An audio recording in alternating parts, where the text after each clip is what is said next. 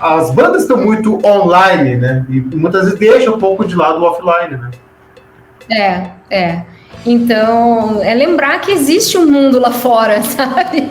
A pandemia já passou, gente. A gente não precisa ficar só na frente da tela, sabe? Claro que a gente quer ser conhecido no Brasil inteiro, mas, cara, começa pelo quarteirão da tua casa, sabe? Não imagina, uns lambe-lambe e bota nos posts que tiver na praça da tua cidade. Faz qualquer coisa que tenha a ver com a tua banda, sabe? Que tenha a ver com a tua vibe, tipo isso. Provavelmente eles são pessoas, a banda é composta por gente bem-humorada, né? Pra fazer uma ação dessas, enfim. Então, no mínimo, o humor tá presente ali como um elemento, certo? Então, quais elementos eu tenho na minha banda que eu posso usar a meu favor? Né? E Sim. Aí gerar alternativas a partir disso, para que seja uma comunicação autêntica, né? Porque quando a gente fala em construção de imagem, de novo, né? Eu comentei sobre isso antes. Quando a gente fala de construção de imagem, as pessoas acham que é uma coisa vazia, né? Que a imagem é uma casca, uma máscara. Não é esse tipo de imagem que a gente está falando. A gente está falando de criar uma imagem que faça que esteja conectada com a essência da banda do artista. Para que justamente essa conexão seja real. Porque quando a gente fala em branding, a gente tem que falar do que é real. Não de uma historinha lá inventada. Porque o que é inventado não se sustenta. Mas dura um pouquinho, dura ali um meme, né, 15 minutos de fama, 15 segundos de fama hoje em dia, e não sustenta. Viraliza ali, mas daqui umas semanas, 2 dias, ninguém entra mais. Gurizada, olha aí, ó, já começamos a conversar. Aqui não tem rodeio, não tem roteiro. Nossa querida Adriane Reis vai vir aqui, estar com a gente para falarmos design na música, brand na música, identidade visual, a sua importância e o quanto é fundamental para a carreira de uma banda, de um artista, banda grande, banda underground, que seja. Tudo isso ela vai estar com a gente aqui para a gente conversar no Papo de Bar. Meus amigos e minhas amigas, preparem uma cerveja. Vai começar agora.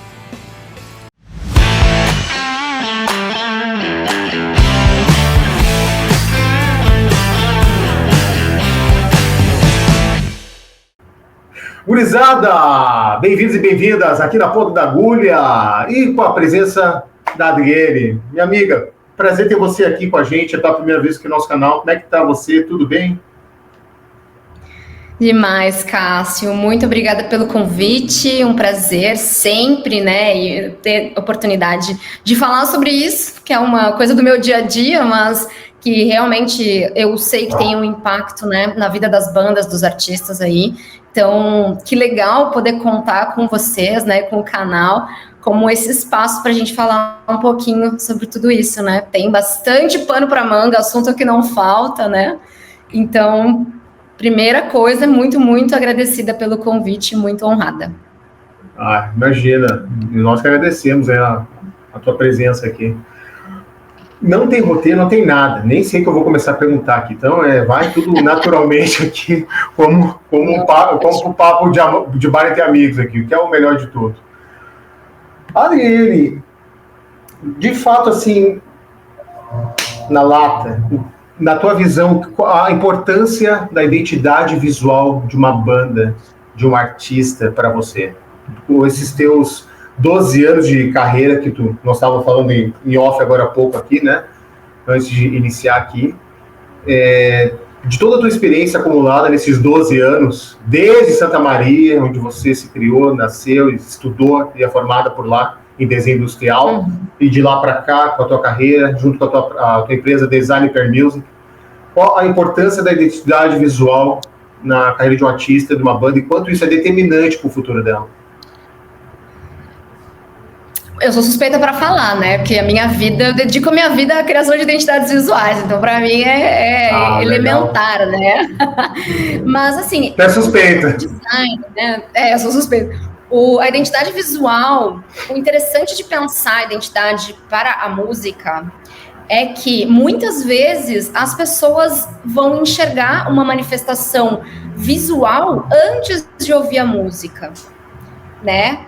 Então, elas vão passar por um vídeo, né? Tem, sei lá, tá rodando o feed ali, tá? Rodando. Às vezes tu tá com o mudo, né? O modo ali, não tem som. Tu vai ver um frame de um videoclipe, tu vai ver o videoclipe em si, mas no mudo. Tu vai ver uma foto, tu vai ver uma capa de um disco, né? De um lançamento, enfim. Então, se essa identidade visual, se esses elementos visuais não estão conectados com a essência da música, não vai fazer sentido para aquela pessoa parar e ouvir aquela música, certo? Então, quanto mais informações a gente der para aquela pessoa sobre o nosso conteúdo musical, os nossos temas, né, as coisas que a gente aborda na nossa música, enfim, pistas, né? Se for pegar na base da coisa, a gente está dando pistas para que as pessoas se conectem, né? Elas vão olhar e dizer, isso aqui faz sentido para mim. Né? Esse grafismo, esse tipo de fonte, esse tipo de imagem, essa locação, sei lá, né? São vários elementos visuais aí que a gente pode usar para criar ganchos com as pessoas. E aí a gente pode fazer isso de maneira mais ou menos intencional, mais ou menos comercial, enfim, aí vai depender do que a banda, o artista, está querendo construir, onde está querendo chegar, que tipo de música a pessoa faz, né? E aí, claro, a gente entra em coisas muito específicas para escolher o tipo de imagem, ou produzir as imagens. Mas basicamente é esse lugar, assim, de cara, eu tenho que ter consciência que às vezes a imagem chega antes do som. Então, olha a importância disso. Eu preciso conectar com alguém a partir do que eu escolho de imagem, como imagem, certo? Então, basicamente, é essa a importância do visual para a música, né? A maneira como eu vejo essa relação, assim, da visualidade na música. Bacana. Respondi? Vamos esmiuçando tudo juntos, Matheus, mas... Eu só pioro, assim, eu dou umas respostas que tem milhares de coisas dentro delas, assim. Mas, não, imagina, é isso que é o melhor de tudo, a gente começa uma coisa, aí vai, daqui a pouco a gente volta de novo, vai. Uhum. Tu vê como são as coisas, assim, que a imagem e som, ela tem uma conexão muito forte, muito profunda, né? Uhum. Não é uma coisa abstrata, não, é uma coisa assim, muito singular, né? Quase que casam juntos, embora eu vejo muitas bandas, artistas que tu não vê um logo, uma marca, é só um nome pronto, esquece um pouco de lado isso, apenas a parte musical e esquece, ponto. Mas dentro do histórico, como surgiu a importância da identidade visual dentro da música para você, assim? Que ponto foi chave para difusão disso? Isso começou nos Estados Unidos, sei lá, desde a época do Elvis, fazendo perguntas bem leigas até para todo mundo, pessoal de casa, tanto que quem conhece ou não, a gente ter juntos essa abrangência. Como foi o ponto inicial da importância de se pensar, de criar uma identidade visual, um perfil de imagem de um artista, para ele poder se promover, para ele poder se vender dentro do mercado da música? Tem uma historinha bem legal que é sobre o Alex Stein Weiss. Ele foi o que eu considero o primeiro designer para a música. Isso foi tipo 1930, porque os discos de vinil, antes, eles não tinham capas individualizadas. Era um envelope de papelão cru, liso, às vezes tinha só os nomes de quem patrocinava, de quem vendia, da loja que ia vender. Então imagina, o disco de vinil era tipo embrulhado num papel de pão, sabe? E aí o que identificava a gravação, no caso? O selo que vai no disco, né? Aquela partezinha circular que vai no meio do disco, ali tinha o nome do artista, o nome das músicas, beleza. Mas tinha ali o selo da gravadora, enfim. E aí, o Alex Stein Weiss, ele era diretor de arte da Columbia Records, isso nos Estados Unidos e tal, né?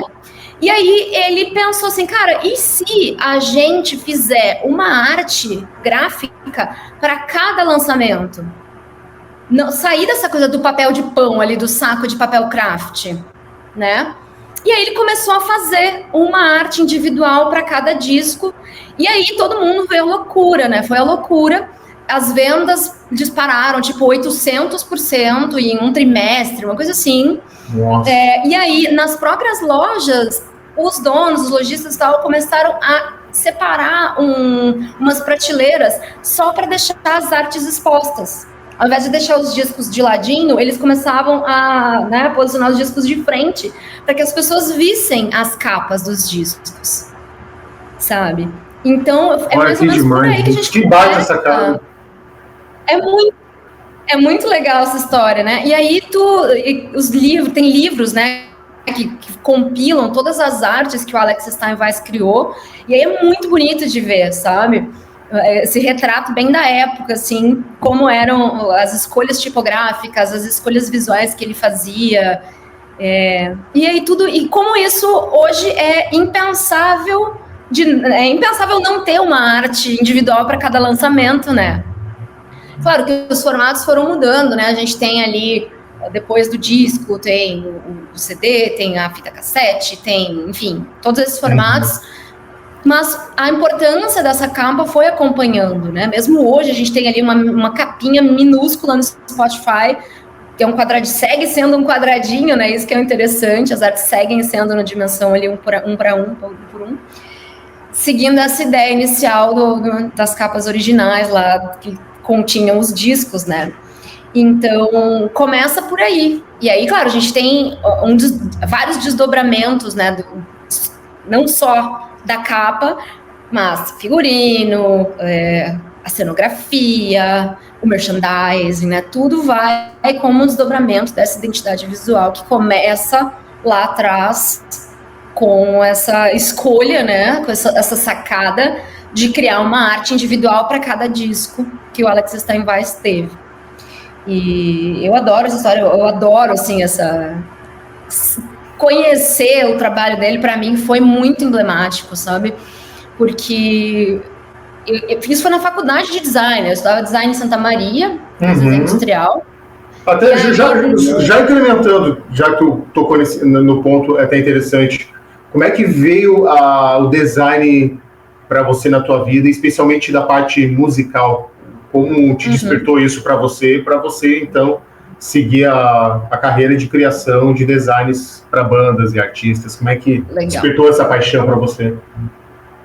Então, eu sou musicista antes de ser designer, né? Eu canto desde os 8 anos de idade. Comecei a cantar em CTG, inclusive.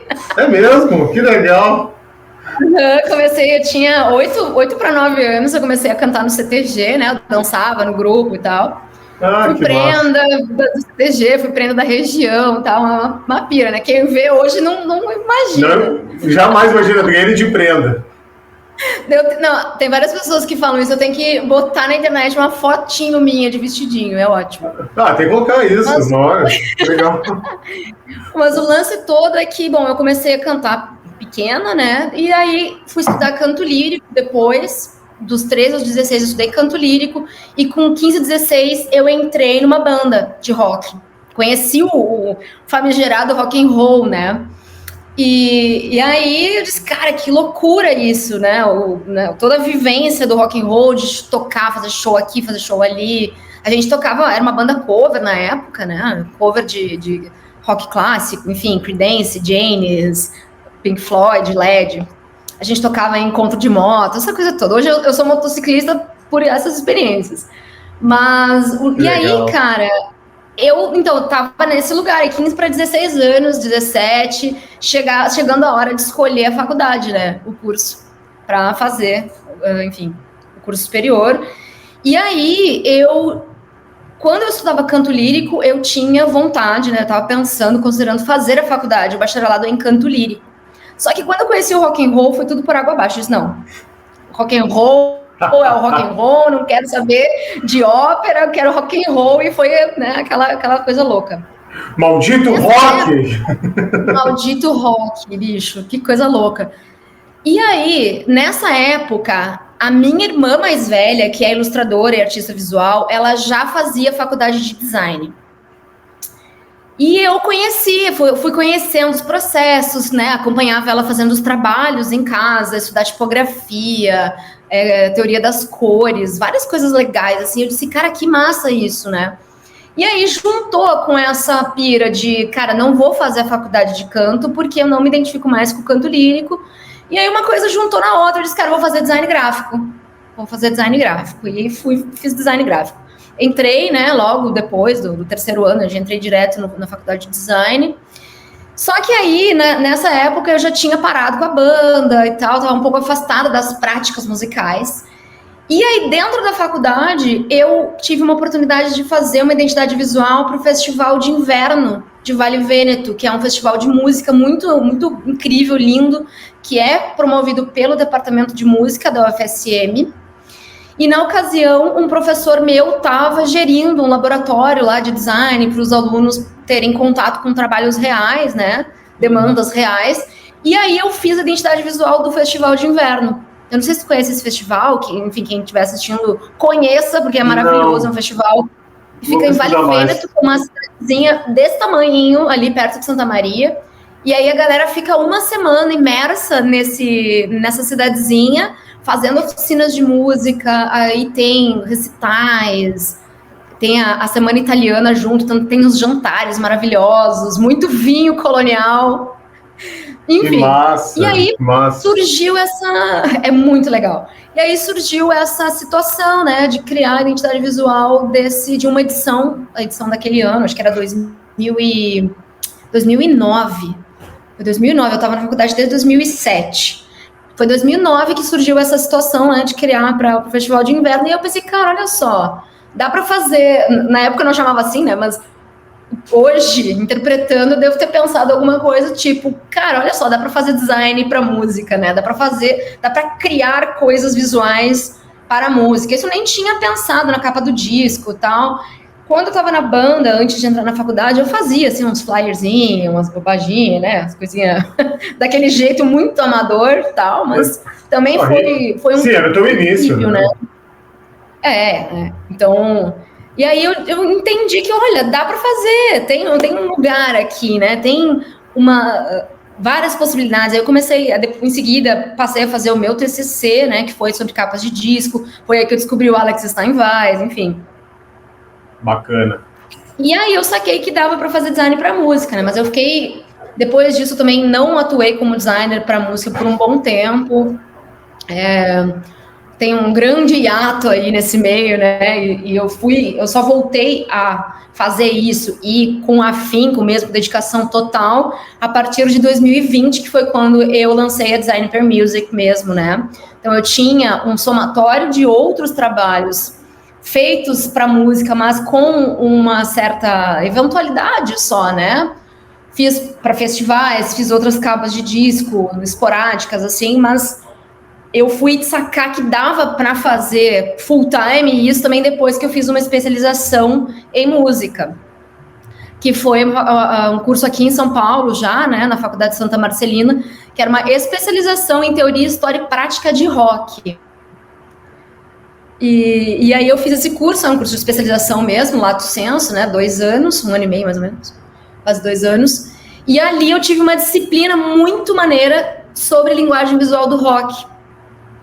E entendi que além dos materiais gráficos, né, como o pôster, como a capa do disco e outras coisas, eu poderia olhar e ajudar a banda a pensar nesses aspectos macro, como figurino, cenografia, luz, sabe? Outros elementos visuais que compõem a cena, né, compõem ali toda a identidade visual de uma banda, de um artista, né? Não é só o 2D que a gente chama, só o impresso ou achatado, né?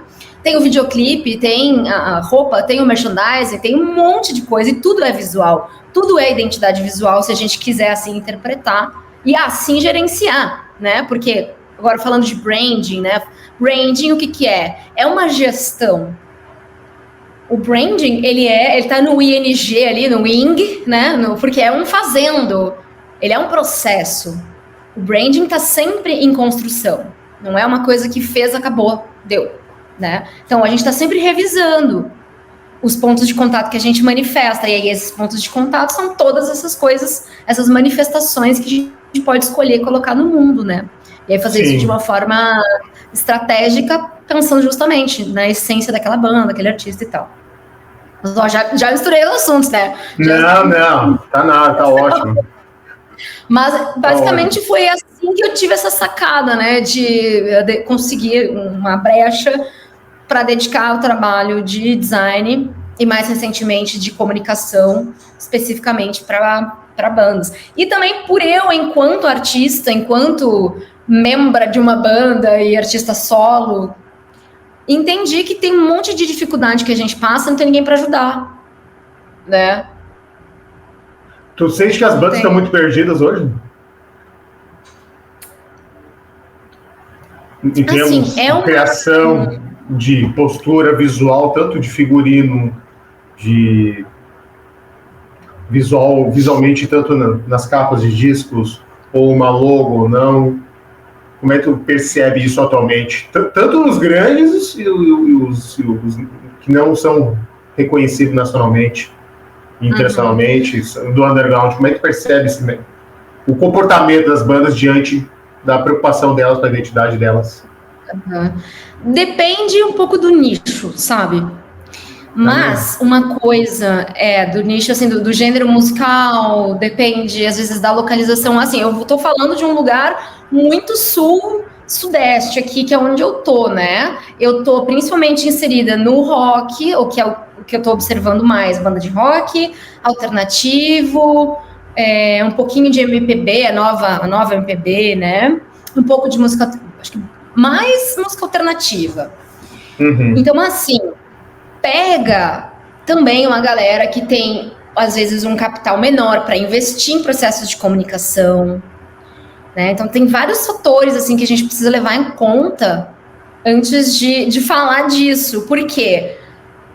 Quando a banda, né, às vezes, assim, é uma empreitada paralela, né, muitas vezes. E, às vezes, as pessoas não se dão conta que, como todo negócio, e aí eu sei que muita gente se incomoda quando a gente compara a banda e a carreira artística com os negócios e tal, mas dá para fazer isso de uma maneira saudável, sabe? Sem ser tão business demais, sem ser tão profissional demais, sem perder a essência da música, mas ter a preocupação, pô, é um negócio deles, né? É uma construção de imagem que a gente está fazendo, né? E não estou falando de imagem no sentido de só a imagem importa. É uma conexão mesmo entre a imagem, uma boa imagem, para levar mais longe a tua boa música, é o que eu costumo dizer. Só que o que acontece? Muita gente começa, né, se joga na música e tudo mais, sem investimento. Às vezes tem um capital para produção, né, para fazer uma captação boa, uma master, uma mix, tal, tudo lindo, e às vezes esquece de reservar uma grana para divulgação e para a construção de um material visual que esteja no mesmo nível do material sonoro, sabe? E aí, o que acontece? Na internet, a gente tem um monte de ferramenta grátis, né?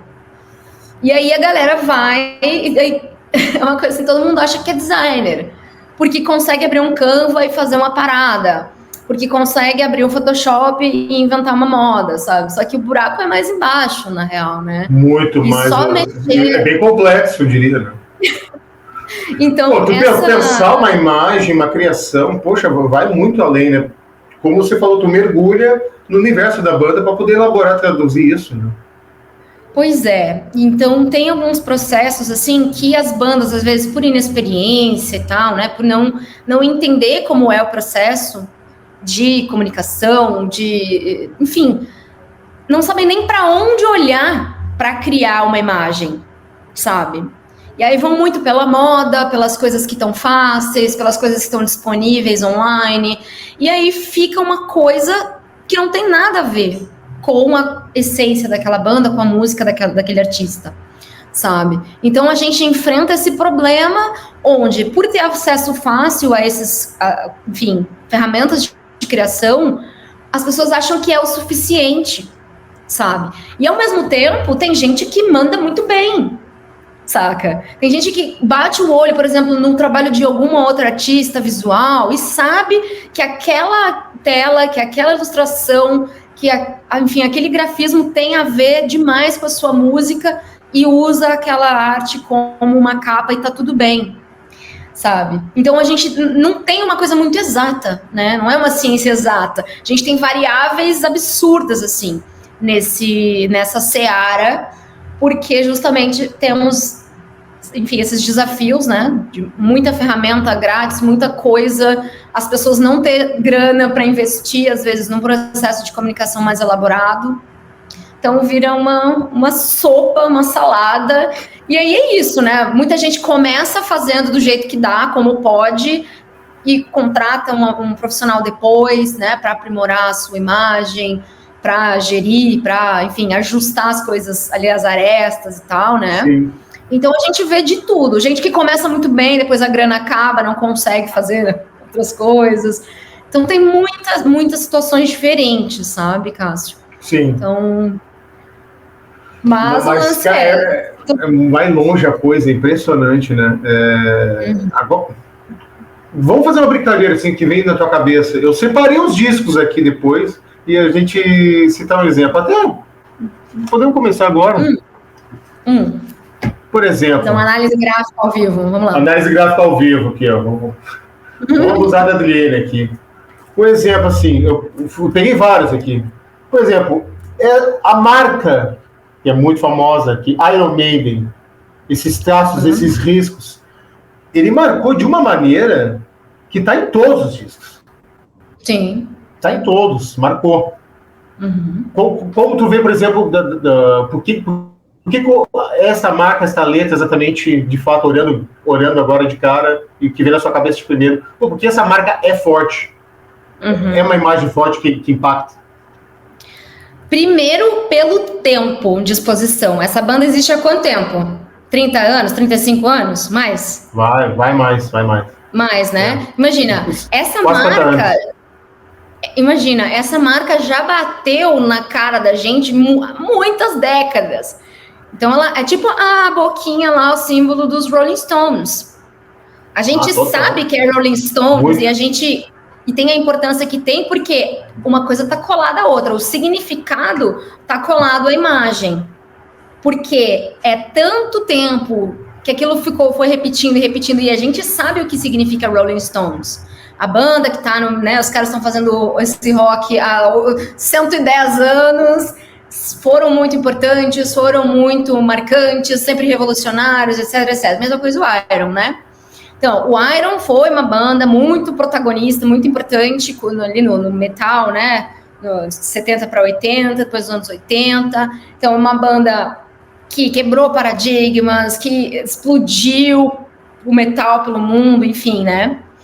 E a letra em específico, eu não sei se eles tiveram um logotipo anterior, não lembro, mas sei que essa letra em específico tá com eles há muito tempo mesmo. Mas veja, eles desenharam um logotipo que tem os mesmos valores, entre aspas, as mesmas características da música. Ó, se tu for olhar as letras, elas são pontudas, elas são retas, elas são duras, sabe? Que é como soa, né? A música do Maiden. Ela vem com uma porrada, é de ferro mesmo o negócio. Literalmente. Então, eles conseguem fazer uma metáfora, né? A escolha tipográfica, ela é uma metáfora visual do que a música significa, ou de como a música soa, sabe? Sim. Então, ter esse tipo de consciência é legal na hora de uma banda escolher ou desenhar o seu logotipo, tal, né? Por exemplo, é um logo pesado relativamente, apesar das letras não serem tão grossas, tem um peso porque tem as pontas, né? Ela é um logotipo compacto. Principalmente ali, apontada nas letras N, M, então, tipo, não é uma coisa simplesmente meramente escrita, não. Exato, tem motivos, né, que justificam essas escolhas. E o design, ele vai muito nesse lugar, né? Tu tem que justificar uma escolha. E onde tu vai buscar essas justificativas? Dentro da banda, dentro da música, nos significados das mensagens, sabe? Então, muita banda erra nesse sentido. Escolhe, às vezes, umas coisas que não tem nada a ver com a sua essência. Por quê? Por desconhecimento, porque não conhece tipografia, não conhece a maneira como as letras são desenhadas, os significados. Aí vem semiótica também, né? Que é esse estabelecer de relações entre as coisas. O pontudo é mais agressivo, ele machuca, o mais arredondado é mais simpático, mas isso é tudo construção cultural também, né? Mas os estudos de semiótica, estudo de tipografia, estudo de imagem, estudo de cor, as cores também são significados culturais, né? Preto é isso, branco é isso, rosa é isso, vermelho é aquele outro, né? Tudo isso são aprendizados culturais, certo? Então, na nossa cultura é de um jeito, em outra cultura vai ser de outro jeito. E aí, cabe a gente, ou projetista, ou aos artistas em si, também entenderem em que lugar eles estão posicionados, né? E o que a gente quer reiterar certas mensagens, a gente quer desafiar um status quo. O que a gente quer com o que a gente está criando, né? Então, quando a gente conhece todos quando a gente tem esse aparato, né, essa caixa de ferramentas conceituais, aí sim a gente consegue criar imagens que vão realmente ajudar a gente a levar nossa música para outro lugar. Que senão, bate o olho, não tem nada. Essa música é incrível, mas a arte é uma M e eu passei reto ali, eu no feed, passei reto, não quero nada a ver isso aí, porque não faz sentido para mim. Não tá conectando a mensagem, sabe? Sim. Não tá antecipando as sensações que eu vou ter ao ouvir a tua música. Por exemplo, quando a gente vê uma capa do Maiden, mesmo que a gente não conhecesse o Maiden, né? Aqui a gente tem um lugar meio complicado já, porque a gente conhece, já entende o que significa, já sabe como são as músicas do Iron Maiden. Mas pensa numa pessoa que nunca ouviu. Ou pensa quando tu tá numa loja de discos, vendo capas, e tu te depara com uma capa que tu não conhece o artista. Tu vai presumir coisas ao ver uma capa, certo? Então, sim, a ideia é que com essa caixa de ferramentas conceituais e estéticas também, né? Porque é o conceitual e o estético junto, que uma coisa significa junto da outra, que aí sim a gente vai conseguir criar esses materiais que vão antecipar os sentidos que a nossa música está trazendo e está construindo, enfim, né? Então, esse é um perigo, assim, de fazer as coisas do modo meio não profissional, né? Meio a la louca, assim. Eu ia falar, igual aqui no Rio Grande do Sul a gente fala, eu tô no Brasil levado a louca. Na dúvida, contrate a Adriene, poxa, por favor. Depois tu vai deixar os teus créditos aqui. Na dúvida, contrate o designer. Poxa. Tô pensando agora aqui, no momento não tá me vindo à cabeça, mas no teu conhecimento, algum exemplo de alguma banda que o logo, a marca não fala com a música dela e vice-versa? Tô pensando agora aqui em mente ali. Vou pensar. Eu sempre dou exemplos bons nas minhas aulas, mas eu vou pensar nos exemplos ruins também. Eu gosto do lado do right side, né? Que serve de ensinamento também, né? Poxa vida, para evitar... só que às vezes dá cadeia, né? Dá umas cadeias assim, a galera fica meio ofendida, tá? Então eu não gosto muito de falar dos exemplos ruins. Eu tenho... As aulas que eu costumo dar de identidade visual, eu trago exemplos que eu considero bem legais, assim, sabe? Que é de gente que fez a coisa muito, muito redondinha, assim, que dá...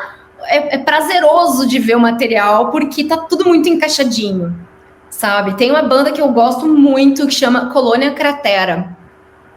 E os caras, eles são aqui de São Paulo, se não me engano. E eles criaram uma metáfora, assim, né? Então, Colônia Cratera, é um som pesado, tipo um stoner, assim. E eles criaram essa historinha de que eles são exploradores espaciais, né? Então, todos os temas dos discos tal tem relação com o universo sci-fi, viagem espacial e tal, né? Então, eles foram criando coisas, assim... Os pontos de contato deles são muito legais. A roupa que eles escolhem é tipo um macacão. Eles bordaram uns patches que fica parecendo um macacão espacial. A tipografia parece uma coisa meio alienígena, meio... Sabe? Então, as capas são ilustradas. Toda matemática solar. Toda matemática espacial dentro do conceito deles. Exato, e aí eles, por exemplo, eles gostam muito de sci-fi, obviamente, então veio daí essa escolha estética, e aí eles postam sobre o Dia da Toalha, né, que é o negócio lá do Guia do Mochileiro das Galáxias. Então, se a pessoa gosta de universo sci-fi, vê que os caras gostam de Mochileiro das Galáxias, vai ver, cara, isso aqui é pra mim, eu também gosto. Deixa eu, no mínimo, sacar qual é o som dos caras. Porque a gente tá falando a mesma língua, né? E claro, a gente já tá entrando aqui numa outra seara, que é não só as manifestações visuais, mas também as manifestações conceituais, por assim dizer, sabe? No momento em que eu tô comunicando as minhas referências para o meu público, eu tô criando oportunidades para que ele se conecte comigo, a partir das coisas que eu gosto e que eu trouxe para minha música, certo? Uhum. Então, o Guia do Mochileiro das Galáxias é uma série de livros que é muito famosa, né? Para quem gosta de sci-fi, quem gosta de humor, quem gosta, enfim, dessas vibes todas, sabe o que é um Dia da Toalha e vai bater o olho no feed lá dos caras e ver que eles comemoram o Dia da Toalha, vai se conectar com eles, né? Então tem todas essas coisas aí. E aí, quem mais? Eu vou anotar aqui para pensar nesse exemplo que não bom tem assunto a gente trazer uma outra hora aí. Eu até vou me desafiar, porque eu estava pensando aqui hoje, eu estava pensando, cara, tem, né? Tem que dar uma relembrada, né? Marcas que não deram muito certo, né? Não só pensando no logotipo, né? Mas pensando, tipo, capa de discos e coisa, assim. Eu acho que se a gente for olhar em discos mais antigos, talvez tenha alguma coisa, mas... eu digo assim, pra gente não focar em bandas que lançaram coisas agora, que é pra gente não comprar briga com ninguém, entendeu? Não falar mal de ninguém aqui. Aqui não tem problema, não. E o pessoal também tem que entender, poxa, serve ter um favor aqui para eles melhorarem, né? Eu tenho uma banda aqui tem uma banda aqui no Porto Alegre, não vou dizer o nome, tá? Esse tempo eu tava com o nosso amigo Marcelo Scherer da Desconecta. Ele iria estar aqui com a gente, dele, infelizmente não pôde estar, dividindo comigo o papo. E gente comentando o logo era um ovo que tinha a ver com o nome da banda, tá? Mas assim, era um ovo tão sem vergonha, era um ovo assim que parece minha sobrinha de 2 anos que desenhou, sabe? Tudo torto, sabe? Uma criança aprendendo a desenhar. Cara, que isso, cara? Que logo feio, sabe? Eles tentaram fazer um logo que tem a ver com o nome da banda, que eu não vou dizer qual. E o ovo era um ovo frito, mas assim, um ovo tão sem vergonha, tão, sabe, pavoroso. Cara, mas eles vão estragar a banda. Não é possível. Depende. Eu vou te dizer que depende. É mesmo? Por quê? Claro, porque existe a estética do tosco. Bom, isso é verdade. Sabe? Existe uma estética, porque eles podem estar querendo dizer alguma coisa com o logo tosco. Uhum. Saca? Então, tudo depende da intenção, tudo depende, porque o lance não é tudo ser sempre lindo e reluzente e perfeitinho com as arestas retas ali, né? Tudo muito bem, enfim. Às vezes a sujeira é positiva, algo distorcido, quebrado. Sim, se tem a ver com o que a banda tá construindo, com as sensações que a banda quer causar, tá tudo bem. O lance é quando não é intencional. Quando não é consciente, sabe? Quando a escolha estética não é consciente. Ela é só ou o mais fácil, ou o mais barato, ou o que tá ali, entende? Por quê? O lance todo de criar, né? De estabelecer essas manifestações visuais, o primeiro passo é conhecer quem eu sou, o que eu quero, o que minha banda quer, onde a gente quer tocar, com que tipo de gente a gente quer se conectar, sabe? E aí, sim, cada escolha estética vai estabelecer uma conexão com esses pontos todos que eu tô colocando ali. Como eu quero ser percebido, né? Eu acho que o Mozini, por exemplo, né, que tem a Laja Records e tudo mais, do Muqueca de Rato, inclusive saiu um livro, acho que é um mestrado, um doutorado de alguém que fala justamente sobre essa epistemologia, assim, do tosco, sabe? Eu quero ler esse livro, tá na minha lista ainda, mas não deu. Mas qual é o lance? Ali, ele escolhe a tosqueira, porque faz parte do universo que ele está construindo. E tem gente que se identifica. Eu já te comprei coisa dele, porque eu achei legal. Embora eu goste de outras coisas também. Entende? Quando o lance é o visual manifestar um valor interno ali, né? E tá tudo bem se aquilo for consciente, se aquilo for intencional, se aquilo estiver dentro de uma construção de universo estético, sabe? Então, Sim. É difícil dizer, assim, só porque é tosco é ruim. Às vezes não, às vezes é muito bom, porque faz muito sentido ser daquele jeito, saca? Então, é o que eu te digo, não tem ciência exata, não tem exatidão aqui, não tem cálculo, porque o bagulho é louco, é gente fazendo coisa. Cada banda é um universo, né? Exato.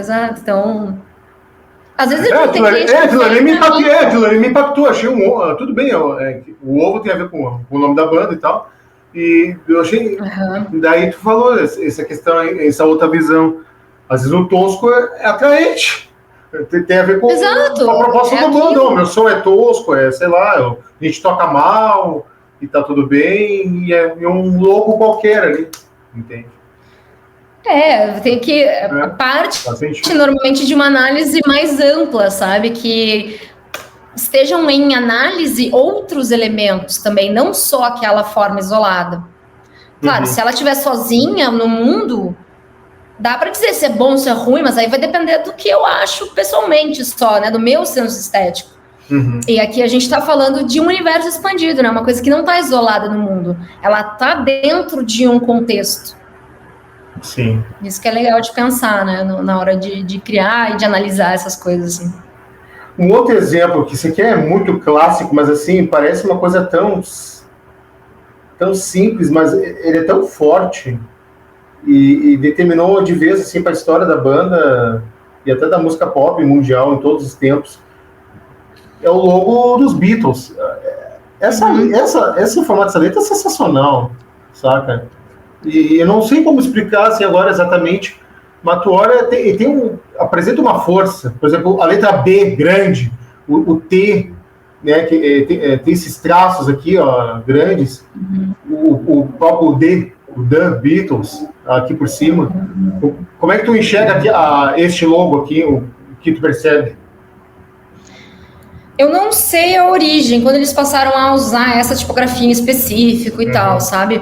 Mas, de novo, é o mesmo caso do Iron, sabe? A gente sabe o que significa, por isso a gente atribui a força. Porque se tu for pegar essa letra sozinha, ela, é uma fonte que tem uma serifa, né? Que são esses detalhinhos, essas pontinhas ali, muito sutil. Ela não diz muito sozinha, na verdade, né? Mas os outros elementos culturais, a construção da importância da banda e a associação dessa letra com esta banda é o que faz a coisa ter força. Porque o branding e a construção de imagem, ela é de médio a longo prazo, normalmente de longo prazo. Para que justamente uma coisa esteja associada à outra. Não vai acontecer em um mês, em um ano, em 2 anos, né? Isso aí é de 5 a 10 a 15 anos. Muito, Ou um investimento muito pesado em mídia, né? Que esteja em tudo que é lado, assim, que a pessoa bate o olho, tem aquilo, senão, cara, é construção, todo dia um pouquinho, associado. E ainda assim, às vezes não dá certo, né? Não é garantia, né? Exato, quando não conectou as pessoas. Aí vai de, né, enfim, caso a caso, assim. Mas quando não estabelece uma conexão forte o suficiente, pode repetir aquilo ali, né? A exaustão que não vai fazer sentido, não vai conectar. Mas quando um trabalho é bem feito, é comum que se conecte, né? Mas aí o lance desse logo dos Beatles é mais nessa linha, assim, de tanta exposição a essa soma da forma com o significado, que a gente bate o olho, pode estar o Bzinho sozinho, a gente vai saber Beatles. Eu conheço esse B de algum lugar, né? Ou, tipo assim, a boquinha lá com a linguinha dos Rolling Stones. Não precisa estar escrito Rolling Stones pra gente lembrar que tem a ver com os Rolling Stones, né?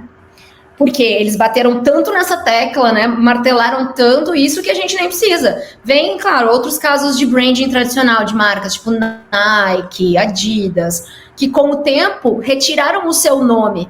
Então, tu precisa só do risquinho da Nike, dos 3 risquinhos da Adidas para saber que é aquela marca. E lembrar e pensar em todos os valores atribuídos àquelas marcas, as sensações que elas trazem, certo? E dá para fazer esse tipo de conexão com os elementos que a gente escolhe para nossa banda, sabe? A cor que eu vou usar, eu uso muito vermelho, né, na minha identidade visual da Design Per Music. Uhum. E aí a galera me manda às vezes um post, foi tu que fez? Só porque é vermelho e tal, com as letras pretas. Não fui eu, né? Até gostaria, tem vários casos em projetos muito bonitos que a galera acha que fui eu que fiz e tudo mais. Justamente porque a exaustão que eu uso, o vermelho, as pessoas acabam atribuindo a mim, né? Então, a gente pode inventar qualquer coisa. Teve uma época que eu estava assinando com grampo de cabelo. Olha. Era porque a minha mãe, tudo começou com uma brincadeira, porque eu sempre deixo o grampo de cabelo esparramado por aí, né? Eu deixo um rastro de grampo de cabelo, e a minha mãe veio com essa, de que se eu vejo um grampo de cabelo, eu sei que a Adriane tá por perto ou que ela passou por aqui. Então, marca é meio isso, sabe? É tu deixar uma marca, um rastro, digamos, que a pessoa vai bater o olho e saber que tu tá ali, que tu esteve ali, ou quem tu é, ou de onde vem, sabe? E a gente pode inventar modas muito malucas, né? E essa que é quase uma composição de músicas, né? Se parar pra pensar, né? Olha quantas coisas, e até inimagináveis aos nossos pensamentos, que a gente ouve música, escuta, nem a gente faz qualquer absoluta ideia de que realmente exista dentro do processo de elaboração de uma marca, né? E olha quanta coisa você trouxe, é uma composição de música praticamente o que vocês fazem, né? Tem bastante coisa, viu? E aí, claro, tem a identidade, aqui especificamente a gente está falando de identidade visual, né? Uhum. Mas existem outras identidades que compõem o modo que a gente faz as coisas, ou o modo como uma banda faz as coisas. E, claro, a gente começa pelo musical, né? Que é como a minha música é diferente da música do fulano de tal. Aí vai questão, os meus temas, os meus timbres, a formação que eu escolho para minha banda, os instrumentos, instrumento vintage, instrumento moderno, instrumento X, Y, instrumento digital ou não, né? Uhum. Então, assim como a gente faz certas escolhas estéticas para a nossa música, a gente transpõe essas escolhas estéticas para o visual. Só que aí que tá. Muita gente faz sem consciência. Sabe? Banda de rock, principalmente, né? Banda cover. Vou fazer a banda, baixo, bateria, guitarra, vocal e às vezes um teclado. Porque assim se conformou uma combinação ali de banda, e é isso aqui, pronto, acabou. Não pensa em ter um instrumento diferente, em trocar a guitarra por um violino, como tem um caso de uma banda de um amigo meu. Eles não têm guitarra na banda, baixo, bateria, um violino distorcido, que é uma loucura. Que demais. Saca? Justamente porque eles subverteram a forma padrão do que é considerado uma banda de rock, né? Então, é preciso consciência, assim, se a gente está querendo formatar a nossa ideia musical com personalidade, né, com a nossa essência, eu preciso me perguntar como é que eu coloco a minha essência, as coisas que eu acredito, e antes disso tem outro passo, que é conhecer, sabe, por que eu estou fazendo música? Eu quero ser só mais uma banda que toca no shopping, que toca no encontro de moto, que toca no barzinho da cidade, sabe, o que eu quero? Pode ser esse o objetivo da pessoa e tá tudo certo, sabe? Sim. Só que não dá para ficar fazendo o mesmo, achando que vai ter resultados muito diferentes ou muito, né, fora da curva. Então vai nesse... Não, só agregar rapidamente. Não, e dentro da história do rock, a postura visual sempre foi importantíssima, né? Tu olhava o vestimento assim, pô, esses caras. O que me vem na cabeça agora em mente é o Judas Priest, a vida toda, sem exceção, os caras de jaqueta de couro. E aquilo ali nos anos 70, aquilo ali foi um choque cultural. Eu falei, nossa, o que é isso? Era uma imagem pesada, uma imagem agressiva. E foi uma atitude vanguarda deles, né? Então, foi uma marca, por exemplo, cara, jaqueta, corrente. Entrar de moto no palco. Nossa, isso é demais. Então, mas aí a gente tem uma coisa muito interessante que acontece, que é o seguinte.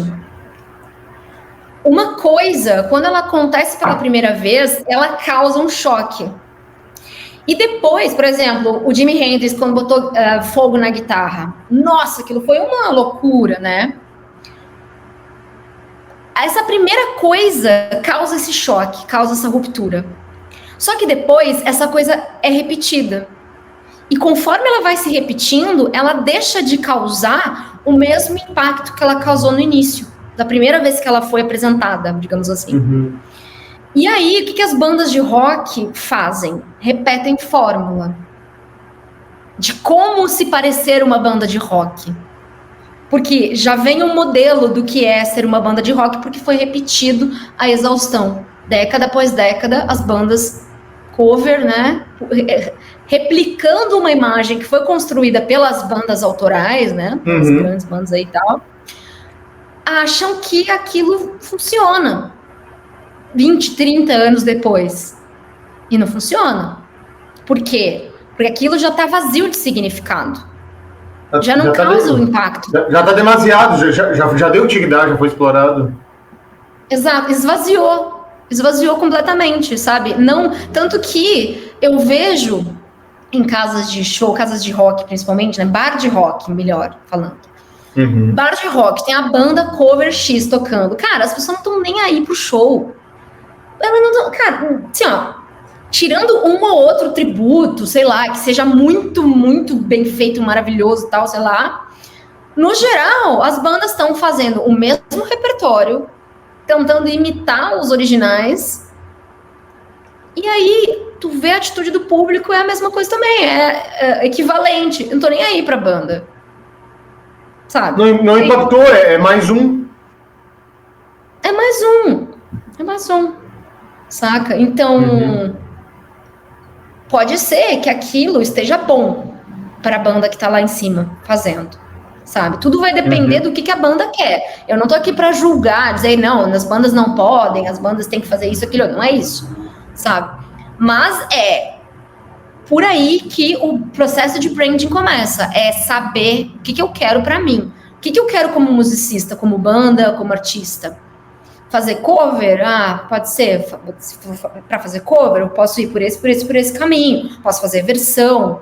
Olha, tem tanta gente aí bombando, fazendo coisas legais, tipo rock and roll versão carnaval, baião, forró. Né? E chama atenção, impacta, porque tipo, né, é coisa diferente, né? É legal, porque, claro, aí vai depender também, de novo, dos objetivos daquela galera, sabe? Eu vou conseguir ficar somente uma coisa sustentável. Isso pode ser sustentável para mim enquanto carreira? Às vezes, por um tempo, até que perca graça, talvez, sei lá, né? Aí vai depender do que cada um tá planejando, se organizando, enfim. Mas o lance é que muita gente monta banda sem saber exatamente o que quer fazer, sabe? Sem saber qual é o seu jeito de fazer a coisa. E acaba repetindo fórmulas relativamente prontas, achando que vai dar em alguma coisa muito diferente. Não vai, sabe? Agora tu tocou nesse...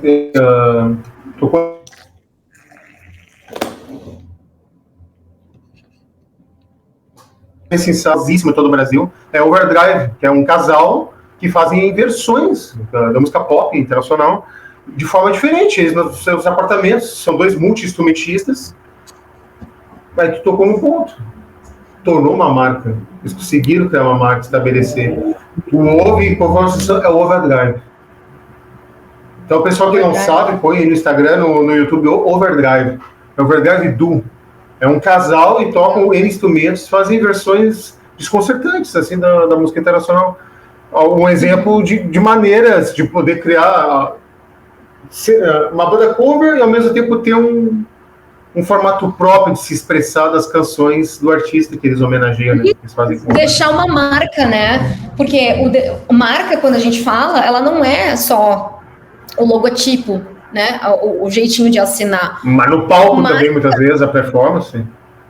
Exatamente. Marca, na verdade, acho que nesse nosso contexto aqui, é legal pensar em marca como o que é que marca a pessoa quando ouve a minha música, quando vê meu show.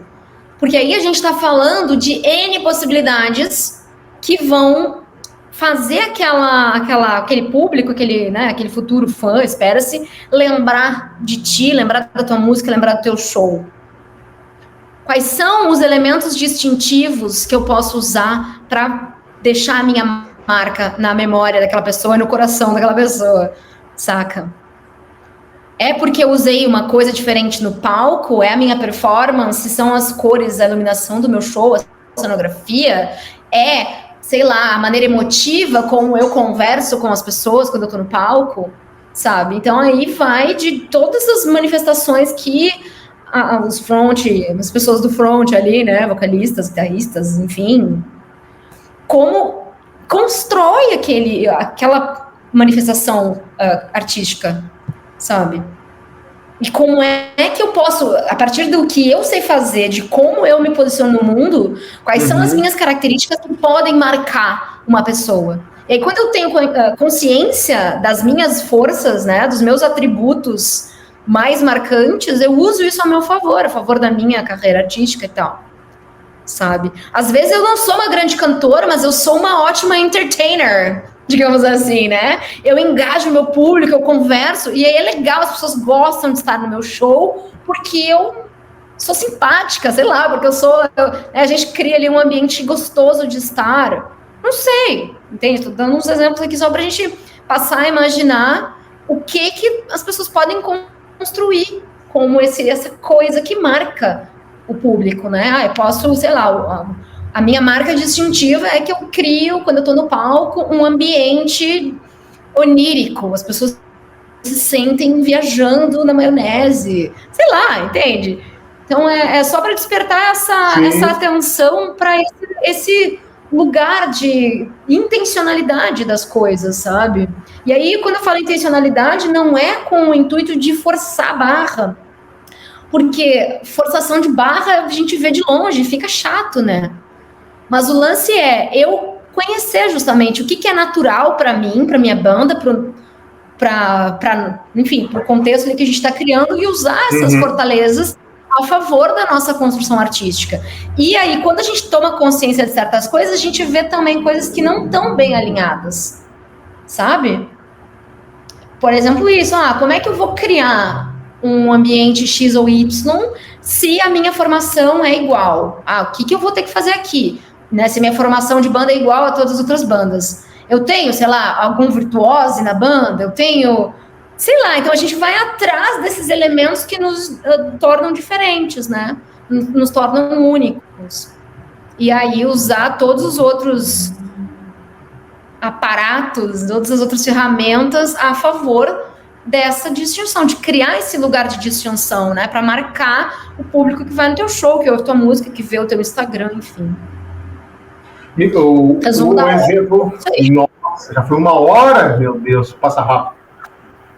Mas aqui no Brasil, o que podemos destacar aqui de artista brasileiro? O que me veio na cabeça e compartilhar contigo, o pessoal de casa. Ney Matogrosso. Poxa, ali tem tudo. O que tu tá falando aí, ele representa. A máscara, as roupas, e a cada vez uma turnê é um uniforme totalmente diferente uma da outra. Mas muita marca também dos Secos e Molhados, aquela máscara do ouro preto. Sim. Aquela coisa provocativa, vanguardista, sexual, e que, nossa, que isso? Saca? Imagina nos anos 70 o alvoroço que foi, né? E marcou, né? E até hoje, tu olha aquela máscara, Secos e Molhados, né? Exato. Assim, quando a gente olha para carreiras mais longevas, como é o caso do Iron, dos Beatles, do Ney e tal, é mais, digamos, fácil, né? Porque ali a gente já tem uma construção. A gente tem significados estabelecidos, ele já tem um posicionamento. Quando a gente pensa em Ney, a gente lembra de todos esses atributos que tu falou, mas porque isso foi uma construção. Agora, pensa num cara, o Robert Plant, por exemplo, foi um cara que se modificou ao longo da carreira, certo? Ele tinha uma postura durante os anos de Led Zeppelin, depois ele mudou o posicionamento artístico dele, foi explorar outros timbres, outro tipo de composição, né? Uma pegada mais folk, misturou lá com um pouco de country dos Estados Unidos. Variou então, muito. Ele vai criando outros sentidos, vai trazendo uma coisa camaleônica, vai trazendo certos, né? Então, seria outra coisa se ele tivesse cultivado os mesmos valores anos a fio e tal. E, claro, hoje ele tem esse posicionamento que ele tem, enfim, a gente reconhece também ele por essas escolhas, né? Mas essas carreiras mais extensas, assim, é, de certa forma, um pouquinho mais fácil de analisar. Carreiras mais recentes, né, coisas mais recentes, fica um pouco mais nebuloso, porque justamente construções de longo prazo a gente consegue ver em retrospecto, né? Sim. Mas outro exemplo que eu costumo dar na minha aula é o material da Clarissa Ferreira. A Clarissa Ferreira é de Porto Alegre, ela é uma compositora com uma pegada muito contemporânea, mas com um pé da música nativista também, porque ela começou também nos CTGs, tocando em festival nativista e tudo mais, então ela vem desse lugar. E aí, com o tempo, ela foi também questionando estereótipos da música nativista, trazendo reflexões conceituais sobre o que é ser gaúcho, o que é ser gaúcha, toda a construção cultural que a gente tem no Rio Grande do Sul, né? E as escolhas estéticas da Clarissa são muito consistentes com o que ela prega, o que ela tá querendo trazer de mensagem e de reflexão nas músicas dela. Então, quem tá aí assistindo e tal, quiser dar uma olhada, né, pode não gostar da música e tudo mais, mas pode não ser o seu gênero favorito de ouvir, enfim, mas para treinar o olho em relação à musicalidade e às escolhas estéticas em outros campos, sabe? Posso depois passar uma lista de exemplos legais aí que eu acho, para que justamente a gente... Porque quando a gente olha e analisa, né, outros casos, a gente vê como trazer aquilo para nossa realidade, né? Então, eu acho o trabalho, hoje em dia, assim, das carreiras que eu acompanho de músicos e musicistas atuais, tal, jovens, ela é um exemplo, assim, ó, e ela tem um cuidado muito especial, assim, com todas as coisas que ela coloca no mundo, sabe? Videoclipe, ela tem vários videoclipes super bem produzidos, que dialogam muito com a musicalidade que ela propõe, né? Então, ela propõe uma musicalidade ao mesmo tempo em que ela propõe uma visualidade diferente. E as duas coisas se casam, né? Casam muito bem, funcionam muito bem. Sim. Então, figurino, por exemplo, né? Ela toca com os vestidos super bonitos, feitos em crochê pela mãe dela, e também usa uns acessórios super neon, super contemporâneos. Então, ela mescla aspectos. Muito ousado, poxa. É muito legal. Então, ela mescla, né? Então, por quê? Porque a musicalidade dela tá mesclando e tá provocando quando combina aspectos tradicionais e aspectos inovadores, contemporâneos e tudo mais. E na visualidade dela, eu imagino que seja consciente, porque é muito bem feito, mas ela faz a mesma coisa. Ela transpõe para o visual esses aspectos da sonoridade que ela está construindo, sabe? Então eu acho riquíssimo o trabalho que ela está fazendo. Gosto demais. Muito. Qual o nome dela? Repete, por favor. Clarissa Ferreira. Clarissa Ferreira, não conheço. Vou saber mais. Clarissa Ferreira. É excelente, assim, enfim, é um case de sucesso. É um caso de análise mesmo, porque é muito bom. Eu dou também o caso dela como exemplo nas minhas aulas, porque é bem legal. E é legal quando a gente está falando de músicos independentes, porque quando a gente fala de músico grande, tem ali décadas de carreira, muito dinheiro investido, né? E quando a gente pega a situação de músicos independentes, é pouco tempo às vezes pouco tempo de carreira, pouca grana. Então, a gente tem que otimizar os recursos que a gente tem, né? E ter consciência dessas coisas é o que nos ajuda a investir melhor o nosso dinheiro, né? A saber onde investir o dinheiro. Então, quando eu tenho consciência do que eu sei fazer, das escolhas que eu estou fazendo, né? Eu sei se aquilo está alinhado ou não conceitualmente com o que eu estou querendo construir. E aí, eu sei o que eu quero construir, essa habilidade eu tenho, essa que eu não tenho, eu vou investir aqui. Né? E aí eu vou, se for o caso da comunicação visual, vou investir aqui porque esse não é meu forte, eu não sei lidar bem com isso. Tudo Sim. bem, né? Assim como, eu sou boa letrista, mas eu não sou boa produtora, por exemplo, sabe? Tô falando de mim, real agora, caso real, tá? Sim. Eu prefiro escrever, mas eu não sou boa em produção. Eu vou contratar uma produtora para fazer a minha música, me ajudar a construir Sim. a parte musical, os arranjos, as melodias, para dar uma consistência mais adequada ali, sabe?